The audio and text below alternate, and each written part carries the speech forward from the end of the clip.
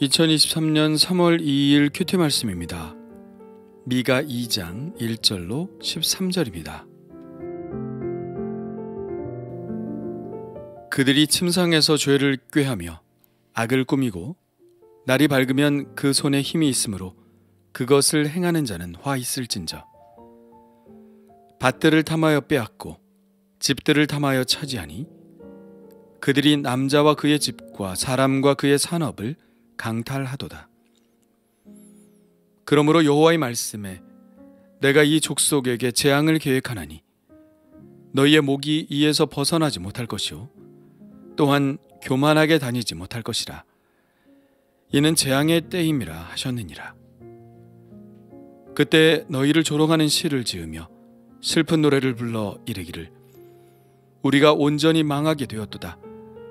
그가 내 백성의 산업을 옮겨 내게서 떠나게 하시며 우리 밭을 나누어 패역자에게 주시는도다 하리니 그러므로 여호와의 회중에서 분깃에 줄을 댈 자가 너희 중에 하나도 없으리라. 그들이 말하기를 너희는 예언하지 말라. 이것은 예언할 것이 아니거늘 욕하는 말을 그치지 아니한다 하는도다. 너희 야곱의 족속아 어찌 이르기를 여호와의 영이 성급하시다 하겠느냐. 그의 행위가 이러하시다 하겠느냐. 나의 말이 정직하게 행하는 자에게 유익하지 아니하냐. 근래에 내 백성이 원수같이 일어나서 전쟁을 피하여 평안히 지나가는 자들의 의복에서 겉옷을 벗기며 내 백성의 부녀들을 그들의 즐거운 집에서 쫓아내고 그들의 어린 자녀에게서 나의 영광을 영원히 빼앗는도다. 이것은 너희가 쉬울 것이 아니니 일어나 떠날지어다. 이는 그것이 이미 더러워졌음이니라. 그런즉 반드시 멸하리니 그 멸망이 크리라. 사람이 만일 허망하게 행하며 거짓말로 이르기를 내가 포도주와 독주에 대하여 내게 예언하리라 할 것 같으면 그 사람이 이 백성의 선지자가 되리로다. 야곱아 내가 반드시 너희 무리를 다 모으며 내가 반드시 이스라엘의 남은 자를 모으고 그들을 한 처소에 두기를 보스라의 양떼같이 하며 초장의 양떼같이 하리니 사람들이 크게 떠들 것이며 길을 여는 자가 그들 앞에 올라가고 그들은 길을 열어 성문에 이르러서는 그리로 나갈 것이며 그들의 왕이 앞서가며 여호와께서는 선두로 가시리라. 아멘. 1장에서는 사마리아와 유다에 닥친 하나님의 심판에 대해서 이야기했습니다. 오늘 2장에서는 하나님의 심판이 왜 그들에게 내릴 수밖에 없었는지 그 죄악에 관해서 고발하고 있습니다. 행악자들은 간밤에 침상에 누워 어떤 죄를 지을까, 어떤 악을 꾸밀까 하고 계획을 세웁니다. 그리고 아침에 일어나면 그 계획을 실행하죠. 그들의 계획이라는 것은 밭들을 탐하여 빼앗고 집들을 탐하여 차지하며 연약한 자들의 산업을 강탈하는 것입니다. 이 일을 할 수 있는 자들은 누구일까요? 권력자들이겠죠. 권력자들은 하나님께로부터 받은 목자의 사명을 가지고 백성들을 잘 돌보아야 하는 자들인데 오히려 그들이 가진 권력을 이용해서 약한 자들의 산업을 자기 것으로 만들 계획만 세우고 있습니다. 그들이 범한 죄는 무엇인가요? 탐심을 제어하지 못했다는 것입니다. 그들은 밭들을 탐하고 집들을 탐했습니다. 모든 죄는 탐심에서 시작되죠. 그래서 탐심을 갖지 말라는 것은 십계명에 분명하게 명시되어 있습니다. 내 이웃의 집을 탐내지 말라. 내 이웃의 아내나 그의 남종이나 그의 여종이나 그의 소나 그의 나귀나 무릇 내 이웃의 소유를 탐내지 말라. 탐심에 관한 계명은 십계명의 가장 마지막 계명입니다. 마치 이렇게 말씀하시는 듯합니다. 내가 마지막으로 말하는데 너희가 탐심을 제어할 수 있다면 그 앞에 있는 모든 계명은 범하지 않을 수 있지만 이 탐심을 제어하지 못하면 앞의 모든 죄들을 짓게 될 것이다. 예, 그렇습니다. 하와가 선악과를 따먹은 것은 무엇으로부터 시작되었나요? 탐심으로부터 시작되었습니다. 먹음직도 하고 보암직도 하고 지혜롭게 할 만큼 탐스럽기도 한 나무라고 했죠. 탐스럽다는 표현이 바로 그것을 갖고 싶다는 탐심의 표현인 것입니다. 탐심이 한번 들기 시작하면 제어하기가 힘이 듭니다.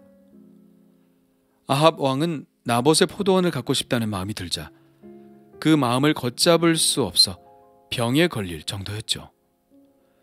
이처럼 탐심은 그것을 만족시킬 때까지는 쉬는 법이 없습니다. 그래서 우리는 이 탐심 자체를 물리쳐야 하죠. 그것이 더 큰 죄가 되어 우리의 삶을 파괴하기 전에 말이죠. 탐심에 관한 가르침은 신약 성경에서도 변함이 없습니다. 욕심이 잉태한 즉 죄를 낳고 죄가 장성한 즉 사망을 낳느니라. 그들은 그렇게 침상에서 어떻게 하면 연약한 백성들의 산업을 강탈할까 계획을 세우지만 한편에서는 하나님께서 그들의 죄악에 대해서 보응하실 계획을 세우고 계시다는 사실을 알지 못했을 것입니다. 하나님은 연약한 자들의 부르짖음을 들으시고 그들의 원수를 갚으실 계획을 세우십니다. 3절입니다.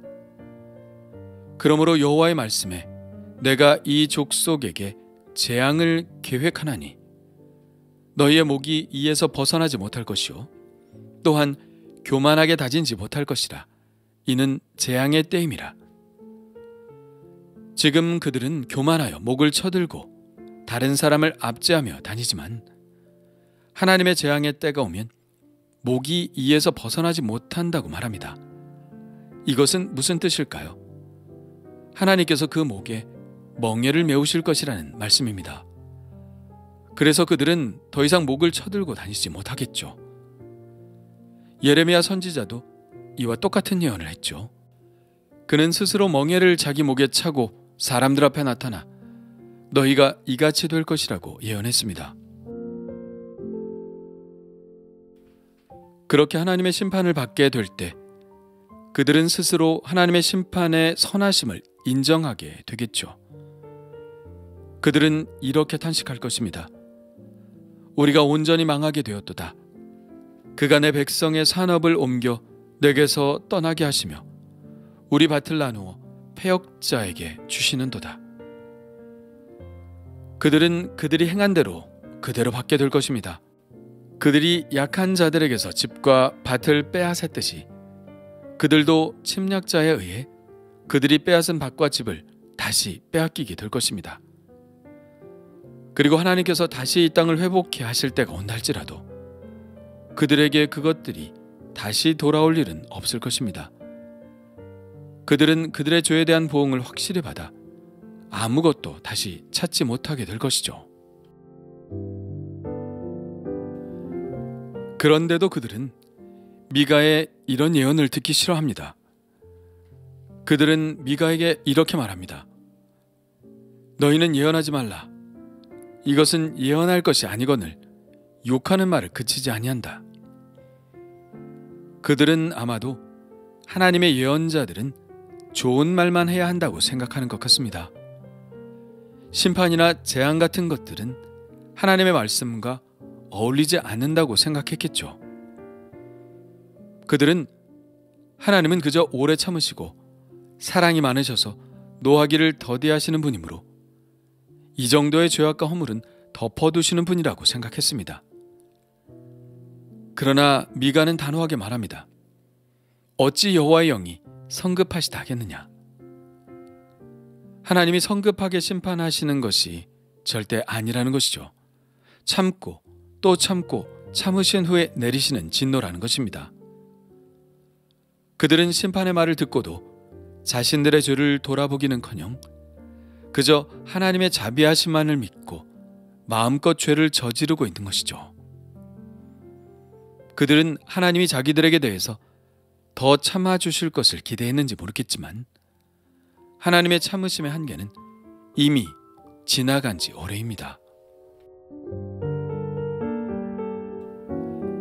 하나님의 진노에는 두 가지 측면이 있죠.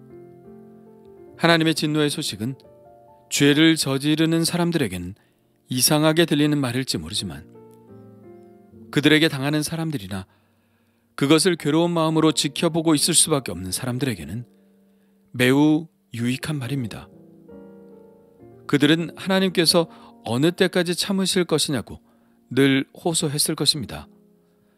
하나님의 진노는 이처럼 죄를 짓는 자들에게는 재앙의 소식이지만 그들에게 당하고 있는 피해자들에게는 이것보다 더 깊은 소식은 없을 것입니다.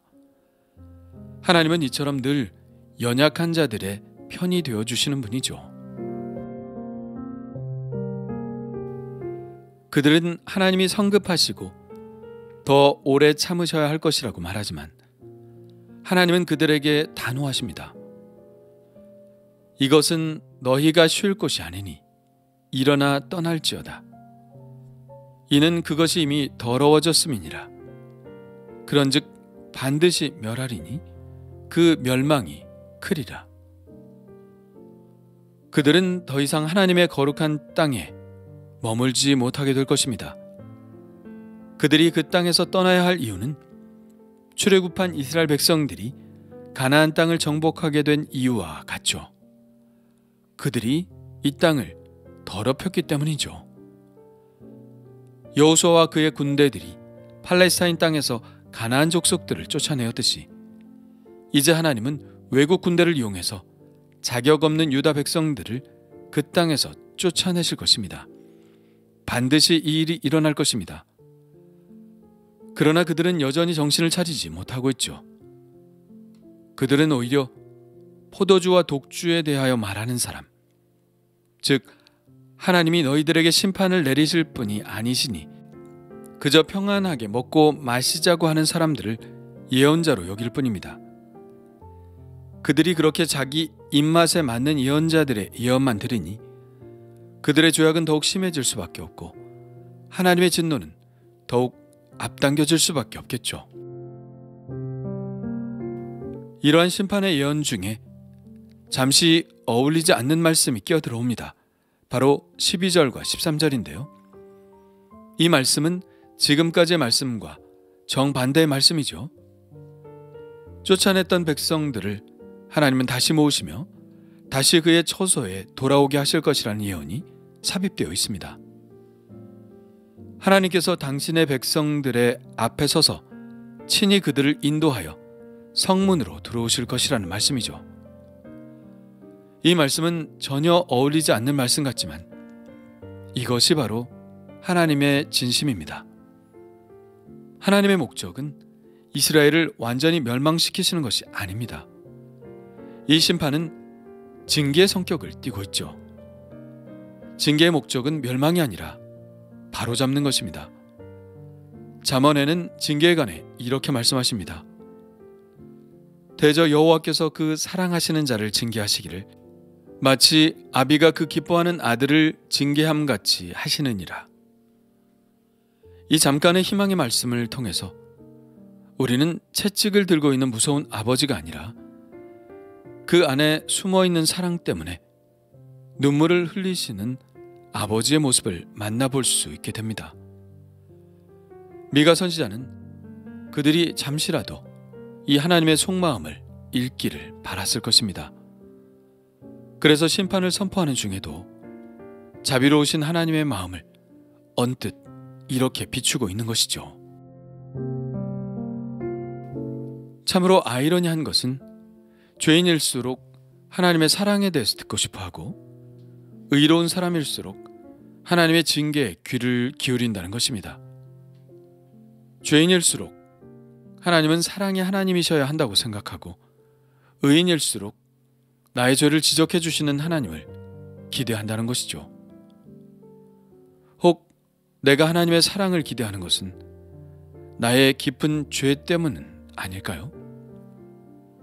오래 참으시고 더 오래 참으시는 하나님을 기대하는 것은 내가 죄를 포기할 마음이 없기 때문이 아닐까요? 하나님이 사랑의 하나님이시라면 마냥 사랑의 하나님이실 리는 없습니다. 그렇다면 연약한 자들에게는 너무 무책임하고 자기들에게 너무 잔인한 하나님이 되시니까요.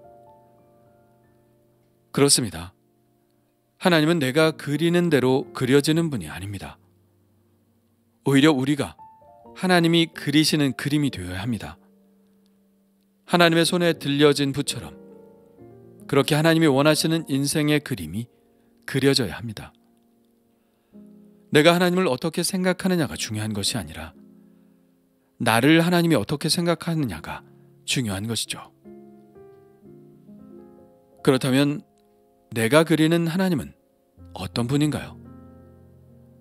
그 모습이 진짜 하나님이실까요?